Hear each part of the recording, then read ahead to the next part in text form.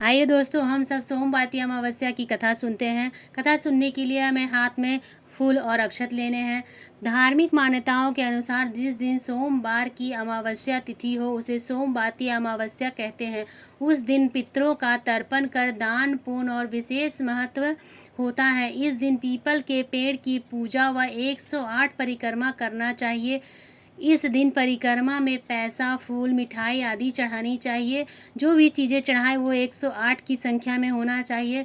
बच्चों को फल तथा मिठाइयाँ बांटने से विशेष लाभ मिलता है। इस व्रत को सुहागन स्त्रियां अपने पति व पुत्र की दीर्घायु के लिए व अखंड सौभाग्य के लिए करती हैं। आइए हम कथा सुनते हैं। प्राचीन काल में एक ब्राह्मण था। उसकी एक बेटी थी जिसकी शादी को लेकर वह बहुत ही चिंतित था। लड़की बहुत सुंदर, सुशील, कामकाज में अच्छी थी, लेकिन फिर भी उसकी शादी का योग नहीं बन रहा था। एक बार उस ब्राह्मण के घर एक साधु महाराज आए।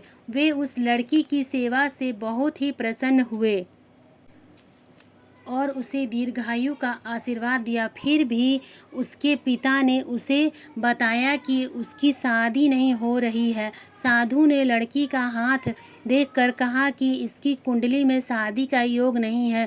ब्राह्मण घबरा कर उपाय पूछने लगे। तब साधु ने सोच विचार के बोले कि दूर गांव में एक सोना नाम की धोबन औरत है। वह धोबिन सच्ची पतिव्रता पत्नी है। अपनी बेटी के उसकी सेवा के लिए उसके पास भेजो और वो औरत अपनी मांग का सिंदूर इस पर लगाएगी तो तुम्हारी बेटी का जीवन संवर जाएगा।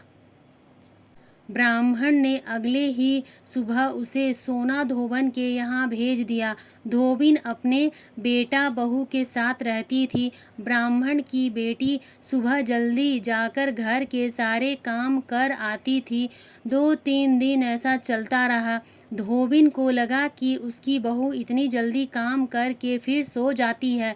उसने बहू से पूछा। तब बहू ने कहा कि मुझे लगा आप ये काम करती हो। धोबिन ने अगली सुबह उठकर छिप कर देखा कि ये कौन करता है। तब वह ब्राह्मण की बेटी आई और फिर उसे धोबिन ने पकड़ लिया। धोबिन ने पूछने पर उसने अपनी सारी व्यथा सुना दी। धोबिन भी खुश हो गई और उसे अपनी मांग का सिंदूर लगा दिया। ऐसा करते ही धोबिन के पति ने प्राण त्याग दिया। ये सोमवती अमावस्या का दिन था। धोबिन तुरंत दौड़ते दौड़ते पीपल के पेड़ के पास गई।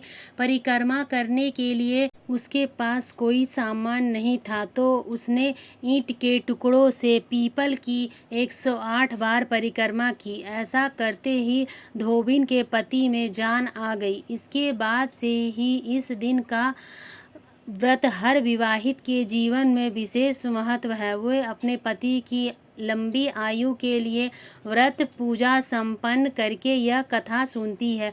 कुछ समय बाद ब्राह्मण की कन्या का अच्छी जगह विवाह हो जाता है और वह अपने पति के साथ सुखमय जीवन व्यतीत करती है।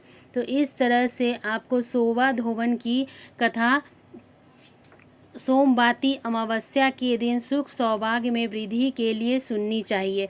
हर सुहागन महिला यह व्रत करके और सोवा धोबन की कथा सुनती है। अपने पति की लंबी उम्र के लिए, दीर्घायु होने के लिए, घर में सुख और समृद्धि के लिए हमें सोमवती अमावस्या का व्रत करना चाहिए और यही कथा सुननी चाहिए।